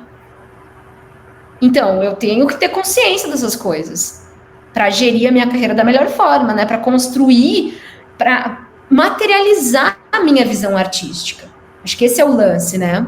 E entender que essa materialização vem de diversos lados, não é só a música, não é só o visual, porque um bom visual também não sustenta uma boa música, aliás, uma música ruim. Dependendo do caso, até sustenta, né? Quando tem um investimento maciço aí em mídia, até, mas a gente tá falando assim, de música autoral, né? Uma pegada mais independente, artística, etc. A gente não tá falando de música comercial, que tem ali, vai ter outras questões. Então, não é pouca coisa. É muitos elementos. Muitos elementos. Mas, tu falou da Clarice, né? E agora fazendo conexões com os artistas grandes, como citamos aqui, que são grandes cases. Para essa galera nova geração, em termos de estabelecimento de marca a longo prazo, será que está mais difícil para eles do que para a galera numa geração antes da internet? Embora tenha internet, mas eu vejo ao mesmo tempo, assim, pelo menos agora colocando a minha observação, né? Pode não concordar comigo, de que ao mesmo tempo tem muita gente boa e que investem na postura visual de suas, tanto de performance ao vivo, de banda, de marca, mas no meio de tanta pulverização, de tantas coisas ao mesmo tempo, e numa situação atual onde o consumo, né, não digo da minha parte, e acredito também, né, somos da mesma geração onde a gente ouve discos, etc., né, ouve músicas, mas numa geração aí de que as coisas são tão instantâneas, tá uma dificuldade maior para essa geração de conseguir criar conexões sociais com o seu público? Depende do que a gente está falando exatamente. Por exemplo, se a gente está falando de internet, sim, né? Bastante, porque a gente está competindo com um monte de coisa. Além de ter 120 mil músicas por dia, né? Inserção de 120 mil músicas por dia no Spotify e outras redes, enfim. Existe, enfim, nas redes sociais, ali, né, no feed do Instagram, é infinito. TikTok é infinito. Tem muito desafio, porque a gente está competindo. A atenção é dividida entre muitas coisas, entre muito estímulo visual, né? E, claro, hoje, de certa forma, é mais fácil ingressar, se lançar como um artista, lançar uma música, do que era quando o LED lançava, quando o Elvis lançou, né? Porque a gente tem barreiras tecnológicas, por exemplo, antes era muito caro, tinha as guitarras baratas lá, mas era muito caro gravar um disco, né? Então, eram só os escolhidos, os que os produtores viam, né? A galera de gravadora via, aquilo ali tem um potencial artístico, comercial, XY, vamos investir naquele cara, naquela mina, enfim, né? Naquela banda. Era quem tinha grana, quem tinha tecnologia para gravar o disco, certo? Então, era uma barreira. Agora a gente tem outros tipos de barreira. A gente consegue fazer uma música em casa, produzir a música, né, o fonograma. Agora, a barreira é outra. A barreira são os acessos às pessoas, acessos à rádio, acesso à televisão, acesso a uma grande gravadora também, né? Porque aí tu tem que ter outros atributos para que aquela gravadora te queira, ou que tu, enfim, que aquela rádio te chame, aquele canal te chame, sabe? Então, tem esses desafios, mas o que hoje eu tenho visto como uma oportunidade também é o offline. Tipo, parece óbvio, né? Mas se tem muita gente no online, por que a gente não sai um pouco? Por que a gente não tenta se conectar com as pessoas em outros canais, em outros lugares, sabe? E as bandas, às vezes, investem muito em presença online. É importante, claro, porque a pessoa... é bom que ela te encontre em qualquer lugar, né? Porque aí a chance de tu conectar com ela é mais rápida, mais fácil, enfim. Então, é legal, é bom estar, né? Quanto mais lugares possíveis, melhor. Mas essa conexão pode começar pelo offline, sabe? Então, às vezes, dá para reservar uma verba para pensar em umas ações offline. Sim. Até porque... Oi. Não, só rapidamente, só agregando um ponto aí, falou do lance offline, tá? Eu vou te compartilhar um case com o pessoal de casa, contigo também quiser conferir, é bem interessante. É uma banda chamada Metanoia, e é de Porto Alegre, uma banda da nova geração, uma banda de rock, e que eles fizeram uma ação muito interessante. Eles lançaram um disco novo agora no fim do ano passado. E aí o que acontece? Bom, uma banda nova, o pessoal ali na faixa de 25 anos, etc., não tem tanto recurso financeiro. O que fizeram? Saíram para a rua, nas ruas de Porto Alegre, e assim, na maior cara de pau, perguntando para pessoas sem absolutamente nenhum conhecimento, muito menos da música deles, apresentavam ali um Walkman e a pessoa escutava na hora e dava opinião. O que tu acha da música? Cara, achei sensacional isso aí. Aí algumas pessoas, pô, legal, outras, nem tanto. E mostravam os que não gostavam, né? Tornava algo descontraído também, né? Mas a maioria gostava. Que legal o som de vocês, que bacana. A nossa nova música assim, bom, aquilo ali deu uma viralizada bacana nos canais deles. Eles têm uma estrutura muito bacana. Falou tanto visual e todos os elementos de marketing, de postura. E aí fizeram essa ação offline, essa marca offline nas ruas. Aí é interessante isso que tu tá colocando dele, que as bandas estão muito online, né? E muitas vezes deixam um pouco de lado o offline, né? Então, é lembrar que existe um mundo lá fora, sabe? A pandemia já passou, gente. A gente não precisa ficar só na frente da tela, sabe? Claro Total. Que a gente quer ser conhecido no Brasil inteiro, mas, cara, começa pelo quarteirão da tua casa, sabe? Não imagina, uns lambe-lambe e bota nos postes que tiver na praça da tua cidade. Faz qualquer coisa que tenha a ver com a tua banda, sabe? Que tenha a ver com a tua vibe, tipo isso. Provavelmente eles são pessoas, a banda é composta por gente bem-humorada, né, para fazer uma ação dessas, enfim. Então, no mínimo, o humor está presente ali como um elemento, certo? Então, quais elementos eu tenho na minha banda que eu posso usar a meu favor, né? E aí, gerar alternativas a partir disso, para que seja uma comunicação autêntica, né? Porque quando a gente fala em construção de imagem, de novo, né, eu comentei sobre isso antes. Quando a gente fala de construção de imagem, as pessoas acham que é uma coisa vazia, né? Que a imagem é só uma casca, uma máscara. Não é esse tipo de imagem que a gente está falando. A gente está falando de criar uma imagem que faça sentido, que esteja conectada com a essência da banda do artista. Para que justamente essa conexão seja real. E quando a gente fala em branding, a gente tem que falar do que é real. Não de uma historinha lá inventada, porque o que é inventado não se sustenta. Às vezes dura um pouquinho, dura ali um meme, né, 15 minutos de fama, 15 segundos de fama hoje em dia, e não sustenta. Às vezes viraliza ali, mas daqui 2 semanas, 2 dias, ninguém lembra mais, né? E aí, de novo, o branding, ele é processo, ele é longo prazo, ele é construção. E as pessoas, assim, o que acontece? O negócio de viralizar. Todo mundo sonha agora né, da galera viralizar, viralizar. Só que não adianta viralizar se tu não tem uma base sólida embaixo de ti. Porque se tu não tiver essa base, tu vai durar o tempo de um meme e acabou. E vai ser só aquilo. Saca? E aí, quando tu tem o lance é estar pronto para quando viralizar, tu conseguir sustentar aquilo ali. Porque tu imagina, viraliza. Aí tu não tem estrutura para fazer show em não sei quantos lugares que querem teu show. Tu não tem estrutura, tu não tem equipe, tu não tem nada para responder àquela demanda. Tu vai flopar, vai ficar 2 dias, né? Vai durar 2 dias essa fama aí, 15 segundos de fama. Então, esteja pronto para viralizar, se for o caso de viralizar, sabe?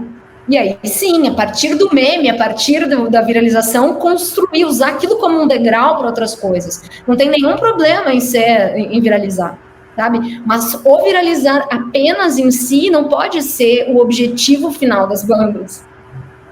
É um agregador, mas é um determinante para a carreira em futuro. É um degrau. Tipo assim, gente participa de The Voice Brasil, não sei o que lá.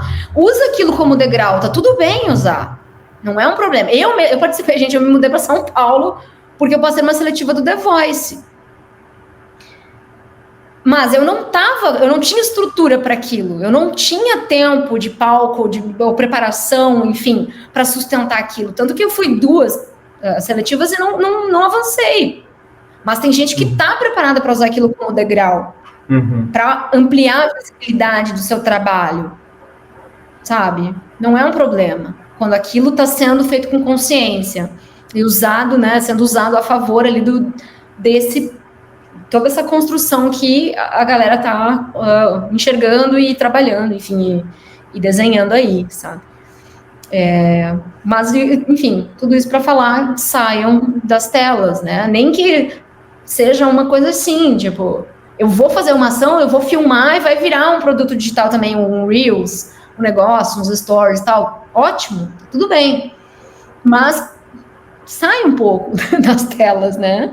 Vê o que dá. Porque, tipo assim, vale a pena investir numa publicidade, né? Num marketing, numa ação presencial, porque na sua cidade mesmo, porque provavelmente é quem naquele momento vai no teu show. Não adianta pulverizar para todo o Brasil ouvir. Quem que vai no teu show? É quem tá perto. Sim. Então, vale a pena investir um pouquinho do pensamento e de tempo e de dinheiro em alguma coisa que funcione no contexto onde tu tá. E menos é mais, né? Em vez de Rio Grande do Sul, só divulga pra tua cidade, poxa. E no máximo a cidade vizinha. Tem que começar de algum lugar, sabe? Se ninguém te conhece, parte de onde as pessoas te conhecem.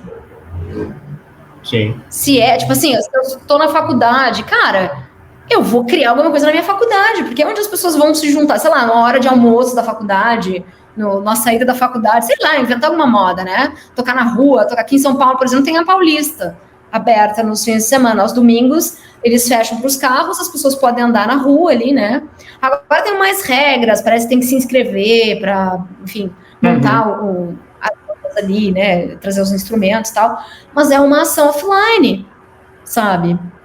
Inventar uns marketing de guerrilha, que se chama, né? Que são umas coisas inesperadas, assim. E aí vai justamente da criatividade da banda e do que tem a ver ali com a sua visão artística, sabe? Com o seu conceito ali, enfim. E tudo começa de dentro, né? Sabendo quem eu sou, o que eu quero, quais são as minhas fortalezas, o que eu sei fazer de melhor, enfim. Tudo isso. Não, maravilha. Offline, cara. Bom, tu vê, né? Você falando de uma coisa que foi muito explorada nos anos 90 e que hoje eu vejo não acontecer mais, não. O lambe-lambe. E se pensar, hoje em dia é mais barato do que, às vezes, hoje em dia uma boa campanha é bem complexo e a chance de não dar certo a campanha online é grande, por mais a expertise que se aplique nele. Agora, o lambi-lambi pode ser algo ortodoxo, ultrapassado, mas não, dependendo da estratégia de localização geográfica que tu for utilizar, como tu citou bem aqui, pode gerar mais frutos do que, às vezes, né, algo digitalizado, algum Com conteúdo nas certeza, redes. com certeza. Com certeza. Eu Porque vejo justamente aqui fazer. aqui em São Paulo é impressionante, tem muita coisa. Fazem bastante. Bandas um pouco menos, assim, mas evento, coisa e tal, a galera não cansa de fazer essas weblamps, né? E, claro, é só uma ideia, né? Sim. Enfim, aí vai da imaginação de cada artista, de cada banda, pensar em coisas que... E é tentativa e erro também, né? Às vezes uma coisa vai bem, outra não vai tanto. O lance é tentar. Porque justamente o digital, ele tá saturado, tá praticamente, é uma guerra, né? Uma disputa. E às vezes muito investimento não é o ideal, não é o que precisa para aquele momento, né? Tipo assim, muito dinheiro em post patrocinado. Às vezes não é isso que vai te ajudar, saca? É um agregador, mas não é um determinante. Não adianta divulgar para muita coisa e o teu produto, né, é o mais do mesmo, não é marcante, não conecta a pessoa. Então, e o lance é ser paciente também, né? Porque a coisa, de novo, né? Não adianta muito, assim, viralizar, às vezes por uma bobagem, e aquilo não te ajudar, aquilo não te sustentar, né? Ou não se sustentar, vira um meme, e só te queima, não te ajuda em nada, na real, sabe? Sim. Então, tem várias coisinhas para se pensar, assim, nesse ponto. Estamos quase chegando no final, minha amiga. E no teu lado pessoal, assim, qual foi a primeira banda, agora designer e apaixonado por música, igual nós aqui? Qual foi a primeira banda que tu olhou assim, caralho, o que é isso? Foi um impacto e considera um grande case. Não precisa ser grande ou não, ou banda alternativa, enfim. Eu te acompanho no Instagram e tu usa muitos posts interessantes que você compartilha seus conhecimentos de capas de discos e de determinados temas, né? 10 discos com capa de bebê, aí tem o Nevermind e outros também, um exemplo, né? Eu acho isso muito legal. O que vem na tua mente agora, assim, uma capa que tu, amante de música, te impactou, te chamou a atenção de alguma maneira? Difícil escolher, na real, né? Ainda mais uma designer, né? Mas eu gosto, assim, uma banda... Eu tinha... A primeira música, na verdade, que me impactou foi Ovira, dos Secos e Molhados. Eu tinha de 3 para 4 anos. E a primeira música que eu lembro de escutar. Então, musicalmente, foi, né, a coisa mais impactante da minha vida foi Ovira, dos Secos e Molhados. Mas, enquanto designer, eu acho que a capa do LED 3, ela foi muito marcante porque ela tem um projeto gráfico, né? Ela tem a capa... Vai falando aí que não... Vai falando aí, eu vou trazer a capa aí, vai falando. Então, ela tem o projeto gráfico com uns buraquinhos, né? Que dá para rodar, tem um disco de papel dentro que tu vai girando e aquilo modifica as imagens que tem nos buraquinhos. Eu não sei se tu tem aí o CD ou se é o disco de vinil. Não, infelizmente é o CD, eu não tenho do vinil aqui. É o 3, isso? É o 3. Que ele tem... Então, na capa de papel, né, original, o projeto gráfico, enfim, esqueci o nome, a faca de corte dele, na verdade, tem uns buracos, umas janelas, e por dentro tem um disco de papel que tu gira e muda o que aparece em cada um dos buraquinhos. Eu lembro que o vinil tem isso mesmo aqui, ó. Então, isso, eu acho, essa coisinha que tem um buraquinho aqui nesse cantinho, tá vendo? É para colocar o dedo, né, e girar ali aquela rodinha de papel. É sensacional. Então, isso, enquanto designer, é muito legal, porque tu brinca com o formato, né? Tu brinca com o aspecto de um processo de impressão, ali, de produção gráfica do disco, que traz uma brincadeira para ele, né? Para a capa. Hoje, claro, com as capas digitais é mais difícil ter esse tipo de recurso, mas capa física dava para abusar aí da imaginação. Claro que botando dinheiro, né, para conseguir fazer uma produção gráfica complexa. Por exemplo, o Stick Fingers tem um zíper na capa, né? Então, dava para brincar com essas coisas fazendo um disco físico, né? Hoje dá para inventar outras coisas, não precisa fazer necessariamente o disco, pensar o disco de vinil é legal, CD hoje em dia, enfim, não tanto. Mas agora tu falou desse lance das questões estéticas alternativas, né? Agora vai ser lançado um vinil vai ser relançado um álbum clássico do Alice in Chains. Agora não me lembro qual o título agora, não vou me lembrar. E os caras criaram dentro do vinil moscas mortas de verdade dentro. Cara, eu vi. Tu viu isso aí? Eu achei sensacional, cara, aquilo ali. Muito ousado, diferente. Cara, olha a cabeça de vocês, designers, incrível, tem essas ideias fora da caixa. Tem um disco muito legal do Blur também, que é... no disco tem uns desenhos, que aí conforme ele tá se movimentando no toca-discos, né, parece uma animação, porque vai frame a frame, parece que tem um movimento ali, sabe? Acho que um novo dos Rolling Stones também tem isso. Tá, verdade. Eu acho. E um do Jack White, se eu não me engano. O Blur também tem esse recurso, me fugiu agora do termo, isso. Fica criando efeitos enquanto vai girando vinil, coisa linda.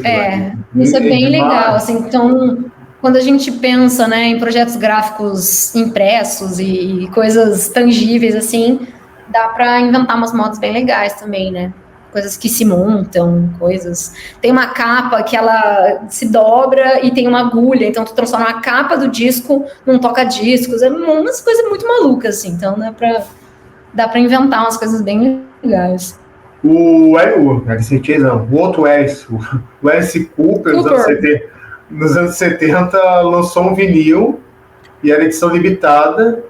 O nome do disco tem a ver com o nome de dinheiro, era milhões, não sei o que, em inglês. E dentro das artes... Carteira. Tinha uma cédula de dólar grande, enorme, sensacional aquilo ali. Era aquele formato de carteira, não era? Do formato de carteira, exatamente. Isso aí. Sensacional aquilo. Eu falei, olha que demais, cara. Bem divertido, bem divertido. Umas sacadas ótimas. Agora tem umas polêmicas também de design, né? Eu me lembro que o Aerosmith, anos 80, né? Não tinha os recursos como hoje, mas anos 80 botaram um piercing na teta da vaca, por exemplo. Para querer ver a sociedade dos animais foram para cima, né? O outro exemplo... Não lembro desse case aí. Não lembro? Foi um álbum dos anos 80 e aí botaram um piercing na faca, tipo, olha a amplitude disso. Abriu. Mas vocês chegam ao ponto, assim, de vocês de colocar... quer captar a essência da banda, beleza. Mas também tem um pouco a ver do teu lado instintivo, né? De criação, tipo, para mim tá transmitido isso, né? E tem um pouco de gosto pessoal seu, digamos, da forma como tu tá enxergando aquilo que a banda quer conectar, né? Tem um lance um pouco pessoal de vocês também, não é? Puramente, vocês querem assim, então tá, vai ser assim, assim. Claro, do lado da tua vontade também. Vocês querem assim, não, beleza, deixa pra mim. Eu vou viajar na minha criatividade aqui e vou fazer aquilo que o meu instinto tá falando. Também tem um pouco disso, né? Eu não diria instinto, né? Porque é um processo consciente. Entender o que a banda precisa e o que é melhor para a banda, e aí sim, em alguns momentos eu tenho que abdicar da minha preferência estética, entendendo o que é melhor para o meu cliente. Só que esse processo, ele nunca é impessoal, Porque em qualquer projeto, a gente coloca as nossas referências, né? O nosso jeito de fazer. E aí, a gente vai ser escolhido também pelos artistas. Eu não diria que eu posso atender todo mundo, porque tem gente que não se identifica com o meu jeito de trabalhar. Que às vezes a gente não compartilha referências, sabe? É um lugar tão distante. Claro, todo o processo de design, ele exige uma etapa de pesquisa. Mas eu tenho mais fluência com certas linguagens visuais do que com outras. Então vai ser muito difícil alguém do sertanejo, por exemplo, me pedir um projeto. E se vier, vai ser muito legal, pode ser muito interessante. Porque vai ser um desafio para mim, porque eu não compartilho das mesmas referências. Eu vou ter que estudar para fazer uma coisa que faça sentido para a pessoa, para o meu cliente e para mim. Referências tu coloca em que sentido? Musicais também? Tudo. De elementos, imagens? Todo o meu arcabouço cultural, todo o meu mapa, sabe? Tudo que eu adquiri na minha vida de referência visual, referência estética, referência de produção gráfica, referência de tudo. É no momento do projeto que eu coloco para jogo. E aí, claro, eu não vou botar tudo exatamente ali, mas eu vou lembrando, puta, isso aqui era legal, então o projeto que eu vi, isso aqui era legal, isso aqui faz sentido, isso aqui, tal ideia faz mais sentido que outra, entende? Então, todo o projeto, ele tem um pouco do designer também, né? Porque ele passa... Eu sou um filtro. A gente é filtro de tudo, né? Então, a música do artista também vai chegar em mim de um jeito e eu vou tentar transcrever um pouco da minha leitura para o trabalho visual, né? Sim. Então, nesse momento, acaba sendo uma cocriação. Porque eu estou propondo. E o artista, a banda tal, tem que confiar também na minha visão profissional. E na minha visão, no meu senso estético, no meu senso, né, nas escolhas estéticas que eu vou fazer e sugerir para eles, para a banda tal, como, né, puta, isso aqui, olha, eu acho que isso aqui, por isso, para aquele outro, como eu te falei, né, o design, ele parte de um lugar onde eu justifico as minhas escolhas, não é só porque eu acho bonito, só porque X ou Y, porque tá na moda. Então, eu justifico as minhas escolhas estéticas porque fazem sentido por isso, por aquele outro. Entende? E aí a gente constrói essa coisa que é um pouco minha e um pouco da banda também. Aliás, é um pouco da banda e um pouco minha também. Entende? Sim. É a minha visão, é a minha proposta. É uma engrenagem, né? Como tu falou, pô, vocês têm que confiar em mim, pô, deixa explorar a minha visão do que vocês querem e elaborar isso, né? Exato. Os dois andam juntos. É o que eu te digo, assim, não é todo mundo que vai querer fazer um projeto comigo. E normal, tá tudo bem, né? Porque a pessoa tem que se identificar. Assim como a gente não gosta de todas as bandas que a gente ouve, tem gente que não gosta do meu trabalho e tá tudo bem. Não tem, né? Não é obrigatório. É o lance de compartilhar a referência, compartilhar ali o mesmo... Puta, a gente fala a mesma língua, eu quero que tu trabalhe comigo. Saca? Massa. Meus amigos, isso aqui é quase uma mentoria, viu? Então, aproveitem, use e abuse, porque isso aqui, informações que vocês estão vendo, não é sempre que vocês vão ver em outros lugares. Tanto enriquecedor para mim, para vocês que estão assistindo, certamente. Adriane, uma brincadeira que eu sempre faço com os convidados. Me diz um disco da tua vida e um disco inusitado que as pessoas nem fazem ideia de que a Adriane adora. Olha, que difícil. Disco da minha vida. Bom, os discos da minha vida são os dos Secos e Molhados, né? Aqueles dois, aquela duplinha, 72 e 73, se não me engano. Definitivamente, Secos e Molhados é a banda da minha vida, é a primeira banda que eu ouvi na minha vida, então é muito marcante. Só agregar, 73 e 74. Isso. 73 e 74, exatamente.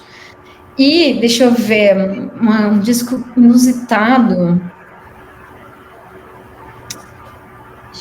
Gente, inusitado. Vale tudo, qualquer coisa. que tu adora? Eu gosto muito de uma artista das Ilhas Faroé, que chama Ivor. Ivor. É super... Ivor. É contemporânea, assim, ela é bem, bem jovem e tal. E é muito, muito bom, muito bom, muito bom. Durante a pandemia eu tava numa vibe super mitologia nórdica, super Vikings e tal, e aí eu comecei a ouvir muita coisa, né, e aí eu fui chegando em artistas contemporâneos, assim, que trazem muito da cultura viking, né, enfim, coisa muito, muito ancestral deles lá. E aí eu cheguei nessa artista das Ilhas Faroé, né, que é ali entre um pouquinho ao norte da Inglaterra, entre a Inglaterra e a Islândia. E essa moça cria ali uma atmosfera, ela tem uma voz maravilhosa, assim, uma coisa... Gente, é impressionante. Impressionante. E visualmente também é muito legal. Ela tem muito, muito bom gosto também, combina muito, né, a música com a visualidade. E é muito legal. É um som meio etéreo, assim, saca? É muito bonito, muito bonito. Eu gosto muito. Ivor, o nome. Ivor, com E. E-I-V-O-R. Vou pesquisar sobre isso, eu não conhecia, não. Maravilhoso. Olha, demais. Ivor, gente, pesquisem a galera aí. Vamos brincar juntos, né? Depois compartilhe suas opiniões sobre a Ivor, eu também vou compartilhar o meu aqui. Vou ouvir com muita atenção, com certeza. Vivendo, aprendendo sempre aqui. Minha amiga, muito obrigado. De verdade, você está aqui com a gente e compartilhar um pouco da visão e de grande importância da identidade visual para a música, para bandas e artistas. E, por favor, me deixe seus créditos aqui, como as pessoas fazem para se associar, se conectar a você, para eles contratarem seus serviços de design. E tu faz de tudo, né? Só para agregar, né? Tanto capas de disco você faz, EPs, divulgação de bandas, é uma amplitude de recursos e serviços. Deixa aqui teus créditos, por favor, aí para a galera, fica à vontade. Em primeiro lugar, agradecer o convite, né, Cássio? Obrigada demais. Eu adoro falar, né? Eu adoro falar sobre isso, adoro falar sobre música, adoro falar sobre design também. Pô, nossa paixão. Então é sempre muito legal, assim, toda a oportunidade, né, de falar, conversar sobre isso. Então eu agradeço demais o convite. E sim, eu faço capas de disco, faço projetos mais robustos também, né, com planejamento de comunicação, agora também com os aspectos, pensando em gestão de redes, gestão de presença online. Eu sou mestre em comunicação, né, eu tenho a minha graduação em design, eu sou especialista em música e sou mestre em comunicação, então com o trabalho na Design Per Music, eu tenho a oportunidade de juntar tudo isso que eu fui somando aí como estudante, né, como acadêmica e como profissional da área do design e como musicista. Então, todos os serviços que eu ofereço, né, às vezes em parceria com pessoas que também têm expertises na indústria da música, em outras áreas da comunicação, para justamente dar esse suporte para os artistas, para as bandas, né, para os negócios da música também, por ter um pé bastante forte no branding, que é uma coisa inicialmente focada nos negócios, né? Depois que a gente foi entendendo que dava para aplicar o branding em outras áreas, para outras áreas, e profissionais, enfim, pessoas, né, profissionais autônomos e tudo mais. Então é meio que uma adaptação, né? Mas vem desse lugar de trabalhar com negócios também, né, da música, como marca de guitarra, marca de pedais de distorção, então tem essa galera, produtoras de áudio, tenho esse pessoal também no meu portfólio, né, e depois entendendo esse trabalho com as bandas, com os artistas, nesse nível um pouco mais da comunicação, né, da presença online, enfim, gestão das redes e, claro, gestão de lançamentos e dessa materialização, principalmente, né, da banda em si, da capa, pensar cenografia também, pensar figurino, tudo isso parte desse projeto de branding, né, dessa plataforma de marca, digamos, que a gente cria no início dos projetos, que é o lugar onde a gente concentra essas informações todas que vão nos ajudar a construir o resto, né.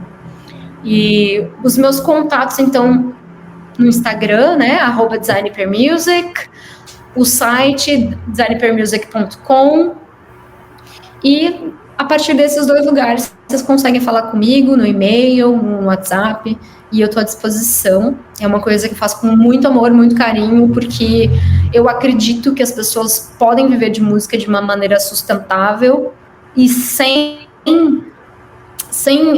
furar as suas crenças, né? Sem passar por cima dos seus valores, né? Acreditando na sua arte, sem necessariamente ter que tornar aquilo uma coisa extremamente comercial. E pode também, se esse for o desejo, né? Só que o lance é ser um desejo genuíno e não uma coisa que implantaram na gente, né? Às vezes a gente vem nesse lugar de fazer música porque quer ser famoso, quero ser famosa, mas a fama não se sustenta, né?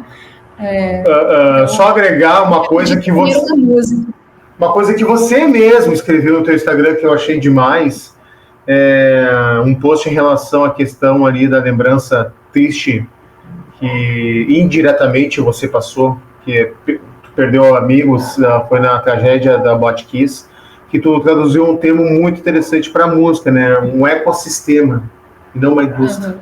Né? E isso faz total sentido o que tu está dizendo aí agora. Eu acredito bastante, assim, que as palavras, né, a linguagem constrói a realidade, então as nossas escolhas verbais vão construindo as sensações que a gente deseja, né, e eu acho que é legal se a gente pensar em alguns processos enquanto indústria, mas sem esquecer que a gente está numa rede interdependente, né? Como na natureza, nós somos parte da natureza. Então, nós somos um ecossistema. Só que, imagina, todos esses problemas que a gente tem aí, não só no âmbito profissional, mas no âmbito ambiental mesmo, acontecem porque a gente esquece que está em rede. A gente acha que é um ponto isolado do resto, né? Então, vale lembrar, enquanto profissional, enquanto artista, enquanto ser humano, que a gente está num ecossistema, né, nas nossas profissões, no nosso planeta, nas nossas relações, né? Então enfim, tornar a indústria mais ecossistema do que indústria mesmo. Sempre. Adriane, muito obrigado, de verdade, valeu mesmo. Fique convite para outros temas, daí também pode a gente compartilhar dentro da parte de design e identidade, que tem tudo a ver com música, andam juntas totalmente a imagem e música. Então já fica o convite também para as próximas experiências aí, visuais aí, que a gente possa conversar, compartilhar com a galera. Muito obrigado. Total.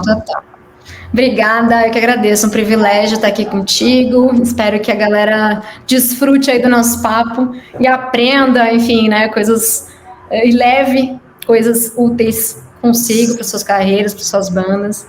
Obrigada demais. Certamente. E se a pessoa não aprendeu, pô, aí o problema é teu, né, cara? Pô, poxa vida, agora... A gente está fazendo a nossa parte aqui, né? A gente está compartilhando. O problema tá no tilt da pessoa aí.